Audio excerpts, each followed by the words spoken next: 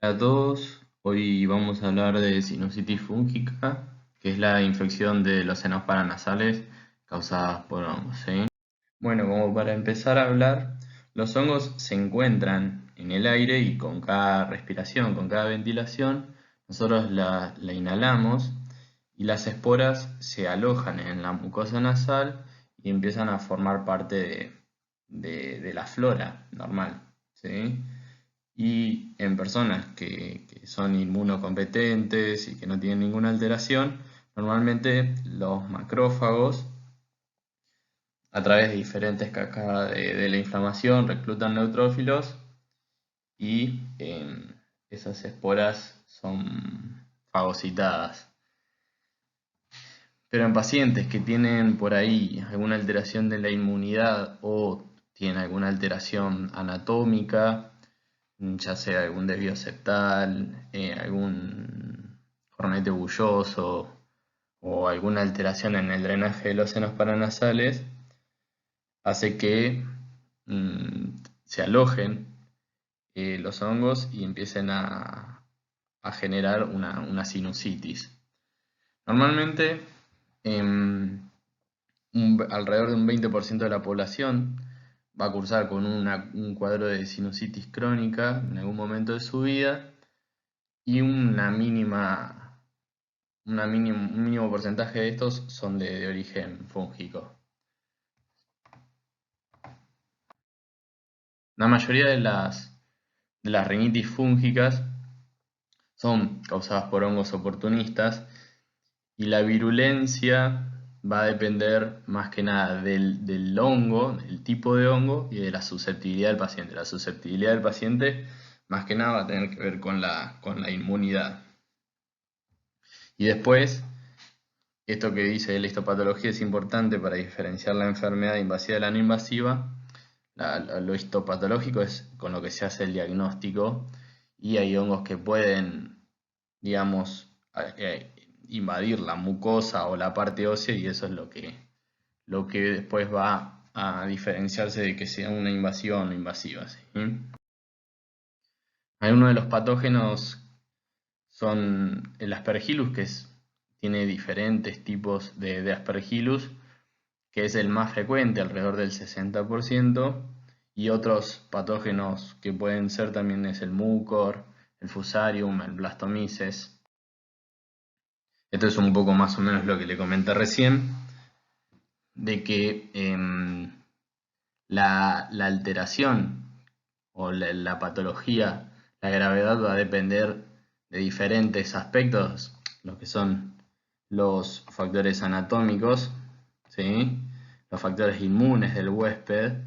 No es lo mismo un paciente que tenga alguna alteración inmunitaria, ya sea de por ahí alguna leucemia, algún linfoma, donde la cantidad de los neutrófilos para responder a, a la infección va a ser diferente, ¿sí? El aclaramiento mucociliar, que también lo va a alterar los mismos hongos, ¿sí? Y el número o tamaño de la cantidad de hongos. Esto que decía de los factores predisponentes, que pueden alterar a la inmunidad del paciente y por ende la gravedad de la infección, de los que tenemos el HIV, la leucemia, el linfoma, pacientes trasplantados que son inmunodeprimidos o diabéticos. Las infecciones fúngicas se van a clasificar en dos grandes grupos, que están las no invasivas y las invasivas. Dentro de las no invasivas está la rhinosinusitis fúngica alérgica, que es la más frecuente de todas. Y en segundo lugar, la bola fúngica. Que la bola fúngica por lo general va a afectar un solo seno, que puede ser el maxilar o en segundo lugar el efenoidal, que eso lo vamos a ver más adelante. Dentro de las invasivas, que esto por lo general se aparecen en pacientes inmunodeprimidos más que nada, está la necrotizante aguda o invasiva aguda, la invasiva crónica o la granulomatosa invasiva. Dentro de las no invasivas, por lo general se va a presentar en pacientes que son inmunocompetentes, ¿sí? Que van a estar en un contexto de un paciente que tenga asma o rinitis alérgica, que cursa con insuficiencia de ventilación y ventilatoria nasal, congestión nasal, puede tener pólipos, y la característica de que no son invasivas es porque no afectan a la mucosa. En el caso de las invasivas, por lo general se presentan en pacientes que son inmunocomprometidos, que van a tener leucemia, linfoma o alguna enfermedad que les altere la inmunidad, y pueden presentar diferente clínica, desde edema, dolores faciales, pueden tener úlceras en la mucosa nasal, y que lo destaca, o sea, lo que hace que sean invasivas es porque invaden a la mucosa y el hueso, incluso pueden alterar toda la parte de vasos y componentes neurológicos. Bueno, hablando sobre sinusitis fúngica alérgica, es la forma más frecuente de sinusitis fúngica. Por lo general es entre el 5 y 10% de las sinusitis crónicas en general. Es una patología que involucra múltiples senos. Los síntomas son lentamente progresivos y pueden llegar a expandir y erosionar la anatomía ósea. Y lo que lo desencadena o lo que lo distingue y que va a producir esa inflamación crónica de la mucosa son por reacciones de hipersensibilidad de tipo 1 y tipo 3. La hipersensibilidad de tipo 1 es la que está mediada por inmunoglobulina E, que va a liberar histamina y mediadores inflamatorios como las interleuquinas, que eso va a producir la eosinofilia, ¿sí? Y la de tipo 3 es la reacción donde se forman complejos antígeno-anticuerpo, que es la que está mediada por la inmunoglobulina G. Por eso, dentro del diagnóstico está la prueba cutánea, que está mediada por inmunoglobulina E, que va a dar positiva, ¿sí? A todos los que son los antígenos fúngicos y no fúngicos también. Y la inmunoglobulina E en el estudio de sangre va a estar por encima de los 1000 y va a haber una eosinofilia también en el estudio de sangre. Bueno, en cuanto a la clínica de la sinusitis fúngica alérgica, realmente se presenta en adultos jóvenes adolescentes, inmunocompetentes. El 70-100% presenta atopía. Son portadores en un 50% de poliposis nasal, que por lo general es unilateral. El 50% tiene asma, el 25% también una intolerancia a las aspirinas. Por lo generalmente cursan con cefalea y con congestión nasal. Bueno, esto es más o menos lo que les hablé recién sobre las reacciones de hipersensibilidad de tipo 1 y tipo 3 de Coombs, que al exponerse a los hongos genera la respuesta inflamatoria de los tejidos de la mucosa nasal y de los senos, que va a llevar a un edema y a un éstasis de las secreciones en los senos paranasales, y que va a llevar a una proliferación de hongos en los senos paranasales, y que va a llevar a una mayor reacción de hipersensibilidad y cada vez va a ir empeorando más. Bueno, más o menos lo mismo que estuvimos hablando recién, que con el tiempo van a desarrollar una poliposis masiva y mucoceles fúngicos, y que llevan a distorsión en la mucosa y también en la parte ósea. Generalmente el agente causal es el Aspergillus, ¿sí?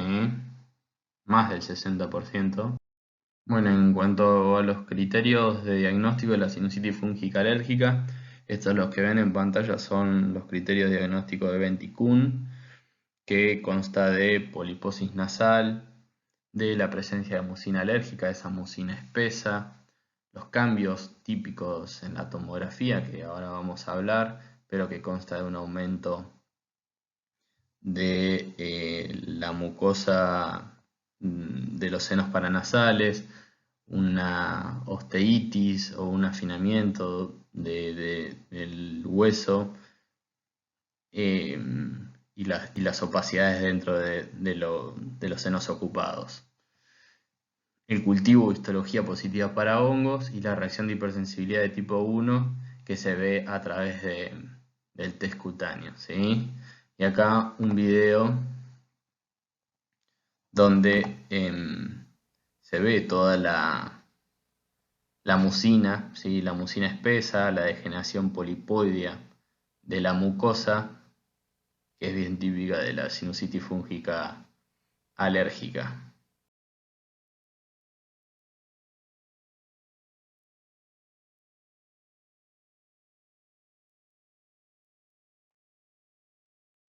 Aquí otro cuadro de los criterios de Benty-Kuhn, de estos criterios que están presentes en todos los casos, que fueron los que hablamos recién. Y los criterios asociados, que generalmente es unilateral, la erosión ósea radiológica, el cultivo positivo para el hongo, que la persona puede cursar con asma, y los cristales de Charcot-Leyden que aparecen en los cortes histológicos cuando hay alto contenido de eosinófilos y los eosinófilos en el moco nasal, el moco espeso. Esto era lo que estuvimos hablando recién, los cristales de Charcot-Leyden, alta cantidad de eosinófilos, basófilos y linfocitos en los cortes histológicos y las hifas. Esto es con lo que se hace el diagnóstico de la sinusitis fúngica alérgica. Lo que se puede llegar a ver en la tomografía es que hay múltiples senos que están ocupados y por lo general la afectación es unilateral. Hay áreas que son heterogéneas, ¿sí?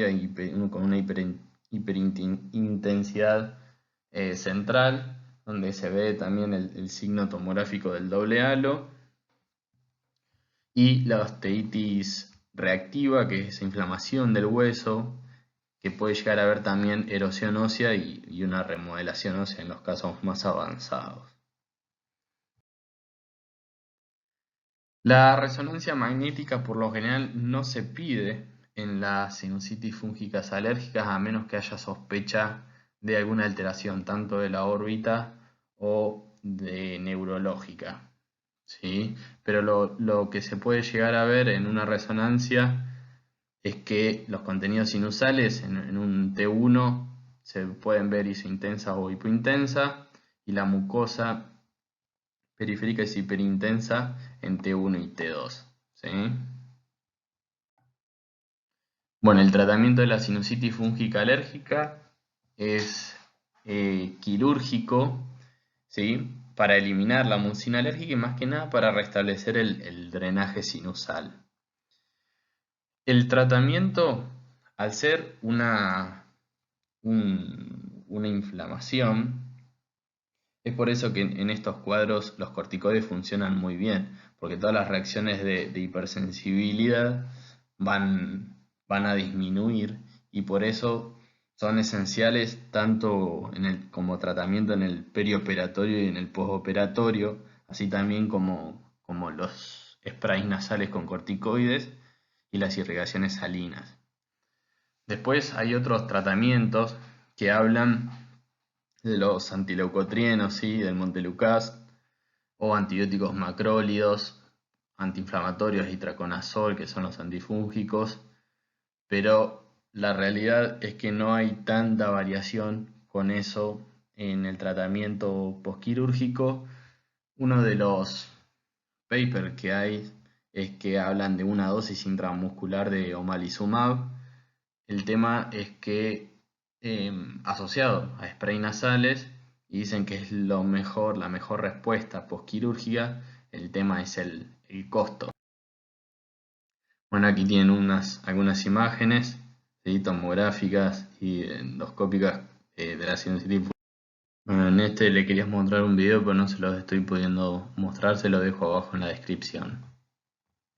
Bueno, otro de los tipos de sinusitis fúngica no invasiva es la bola fúngica, que es una masa de hongo que se encuentra dentro del seno paranasal. Por lo general afecta a un solo seno paranasal, más que nada el maxilar, y el segundo en frecuencia del afectado es el efenoidal, y que aparte de la masa de hongos puede haber una mínima a moderada inflamación de la mucosa del seno.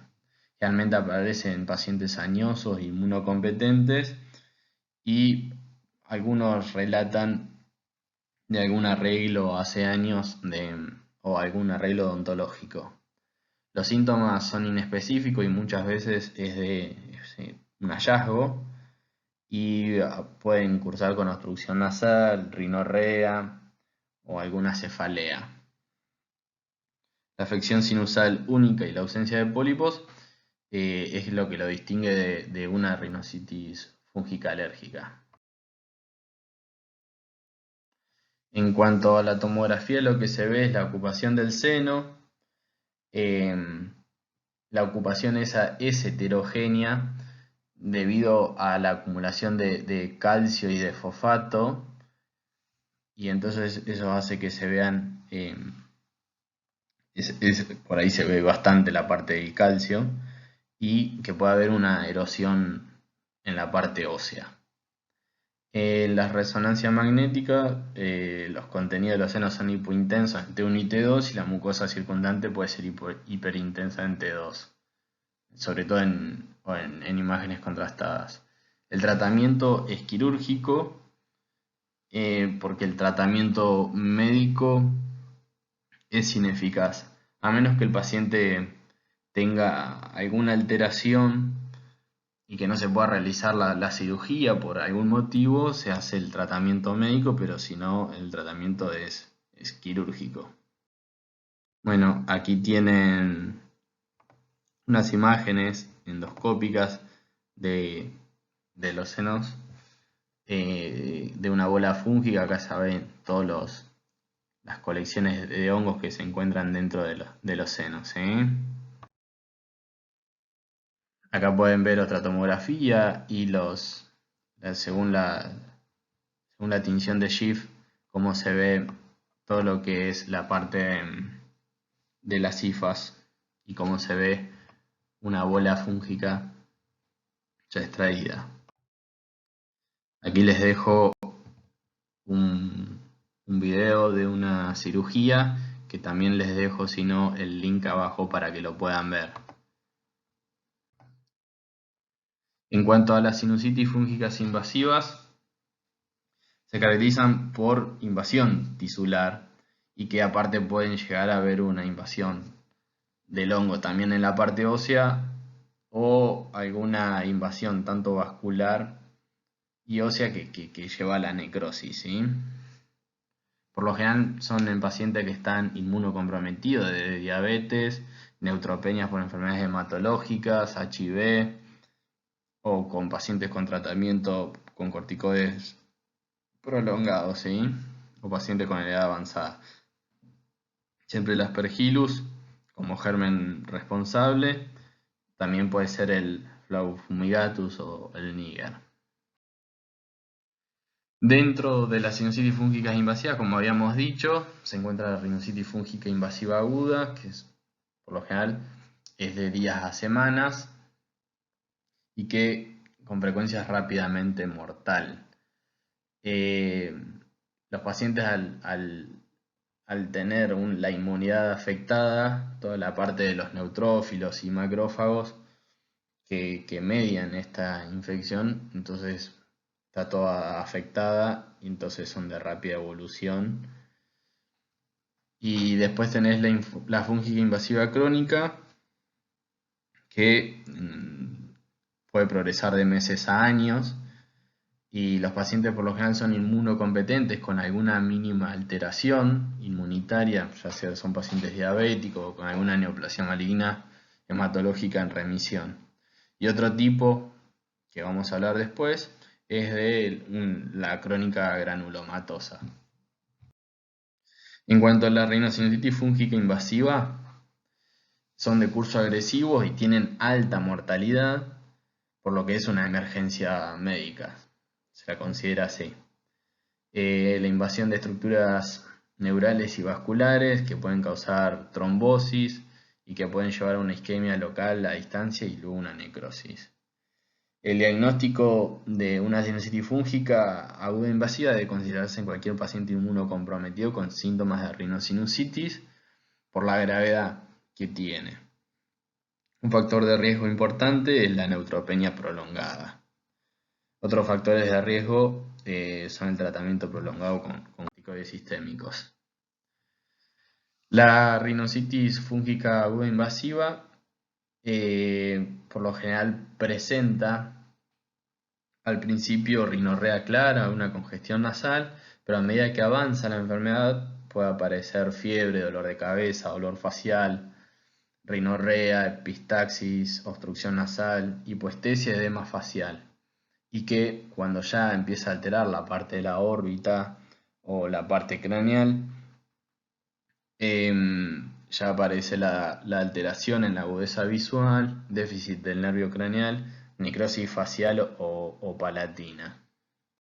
Bueno, en cuanto a la sospecha de una rinositis fúngica invasiva aguda, lo que hay que hacer es biopsiar el cornete medio, que es la zona que está más frecuentemente involucrada y que se puede llegar a ver el hongo y para hacer un cultivo y un posterior tratamiento, o llegar a ver alguna isquemia o necrosis, y hay que hacer varias tomas del cornete medio. Entonces lo que podemos ver en una endoscopía nasal son áreas de palidez y de mucosa insensible. Esto quiere decir por la alteración neural que puede llegar a ver, la hipoestesia que da. Y cuando va avanzando, la mucosa adquiere un aspecto grisáceo a negruzco, con áreas de ulceración, y también puede llegar a haber trombosis micótica y necrosis isquémica del tejido, como se ve en estas imágenes. ¿Sí? Aquí les dejo otras imágenes endoscópicas del cornete medio. Aquí se puede ver cómo se ve necrosis del cornete medio. Bueno, en cuanto a la neutropenia, es el factor inmunitario más importante que aparece en la mayoría de los casos, y es porque los macrófagos, que es la defensa de primera línea para la fagocitosis de las esporas, está afectada. Entonces eso lleva a que avance rápidamente el hongo y que llegue a invadir. Lo mismo pasa con la administración de corticoides, que también afecta la función de los macrófagos, y la cetoacidosis diabética en el contexto de un diabético crean un ambiente favorable para la proliferación de hongos y también hace que la evolución sea rápida e invasiva. Por eso es también importante revertir la alteración inmunológica o lo que esté desencadenando el contexto de la sinusitis fúngica invasiva. Bueno, en cuanto a las características radiológicas, se puede ver un engrosamiento de la mucosa hasta inflamación severa unilateral hasta la erosión ósea. También lo que se puede llegar a ver es alguna alteración intracraneal, que en el caso de que se llegue a sospechar, lo que hay que hacer es pedir una resonancia. Algo importante es hacer continuos controles diarios, por lo menos, con endoscopía nasal. En cuanto al tratamiento, lo primero que hay que hacer es revertir el estado que predispone la inmunodepresión, ya sea la neutropenia, la cetoacidosis y demás. Estas infecciones requieren un manejo multidisciplinario para una mejor evolución. Lo que hay que hacer es un procedimiento quirúrgico agresivo y rápido que involucre tanto al maxilofacial, al otorrino, al neurocirujano, al oftalmólogo, una terapia antifúngica endovenosa que va a ser de primera instancia.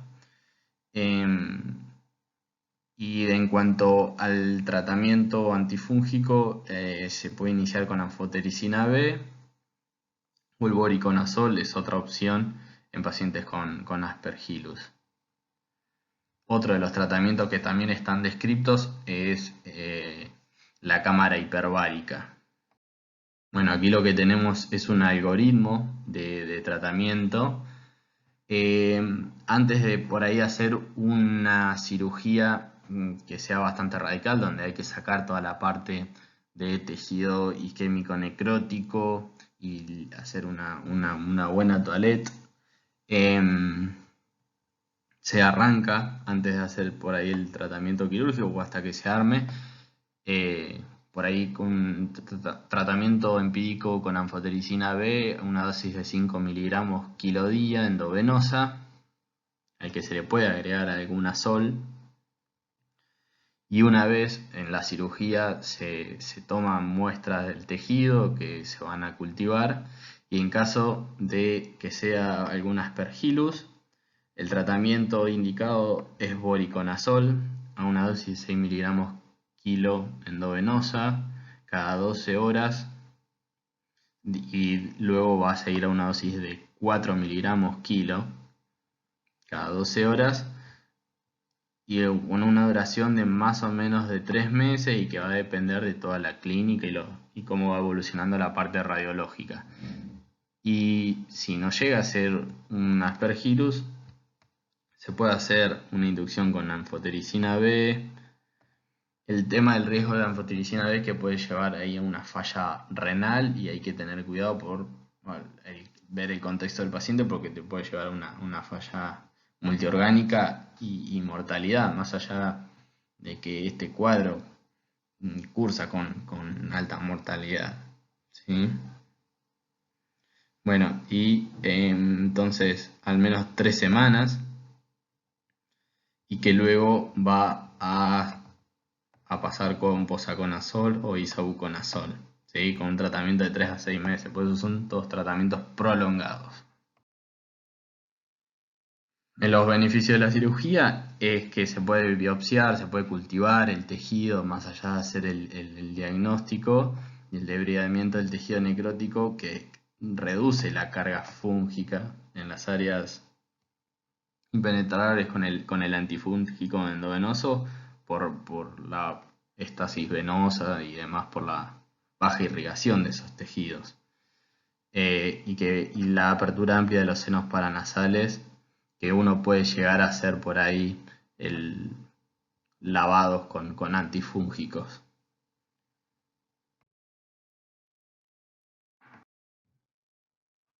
Bueno, todos los videos se los dejo abajo en descripción porque no, no los puedo reproducir acá. En cuanto a la rinoceronte fúngica invasiva crónica, por lo general se desarrolla en adultos sanos pero que tienen alguna alteración que puede ser de diabetes o algún tratamiento con corticoides o alguna enfermedad en remisión. Y que al examen endoscópico nasal pueden mostrar de congestión severa, alguna masa intranasal de color variable, mucosa polipoidea, ¿sí? O restos de hongo o de mucina alérgica, esa mucina espesa. Se la puede llegar a confundir con un tumor rinosinusal por el aspecto de esa masa que se puede encontrar. Y lo que pasa y que por eso define que es una invasiva es que invaden el tejido, pero en estos casos, por diferencia de la invasiva aguda, la invasión vascular rara vez se presenta. Bueno, las formas de presentación de la invasiva crónica puede aparecer como una proptosis unilateral, alguna irritación ocular, diplopía, alguna disminución de la agudeza visual. Pueden desarrollarse déficits del nervio craneal, algún síndrome del seno cavernoso, síndrome de ápex orbital, convulsiones o cambios en el estado mental. Puede haber alguna erosión del paladar o alguna masa intranasal. Es variado los síntomas. En cuanto a la parte radiológica, puede verse en la tomografía una masa intranasal y que se puede llegar a confundir con algún tumor. Puede haber erosión ósea, expansión sinusal. Y en caso de que haya alguna sospecha intracraneal, hay que pedir alguna resonancia. Bueno, en cuanto al tratamiento de la invasiva crónica, tanto como habíamos dicho en la invasiva aguda, es importante revertir cualquier compromiso inmunológico que haya, porque eso va a hacer que retarde el crecimiento de hongos y que no invada tanto. Y se necesita de un enfoque tanto médico y quirúrgico. Una cirugía endoscópica para hacer una buena resección y un posterior cultivo, y alguna medicación antifúngica endovenosa, ya sea un fotericina B o algún itraconazol, voriconazol. Y como habíamos dicho también en la invasiva aguda, hay que hacer un seguimiento endoscópico idealmente para tener en cuenta la evolución de la enfermedad. Bueno, como habíamos dicho, el tratamiento quirúrgico, el primer objetivo es asegurar el diagnóstico y para la resección de la pieza para el cultivo, además del diagnóstico.